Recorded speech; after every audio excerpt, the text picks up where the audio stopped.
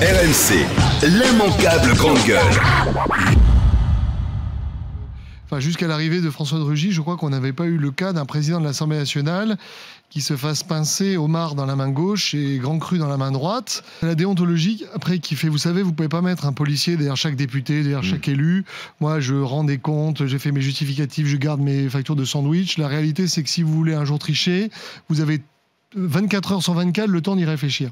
Donc que le président de l'Assemblée nationale ait des frais de représentation, c'est normal. Que lorsque vous ayez un dîner à l'hôtel de Lacé avec des personnalités extérieures et qu'on sorte des crus qui représentent la gastronomie française, c'est normal.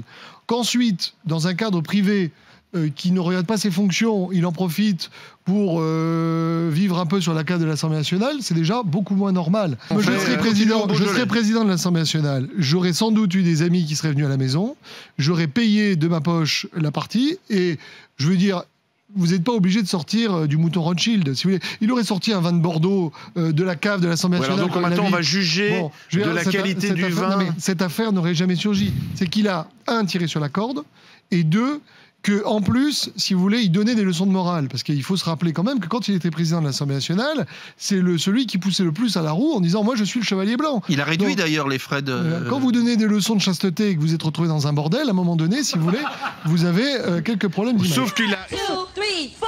L'immanquable grande gueule.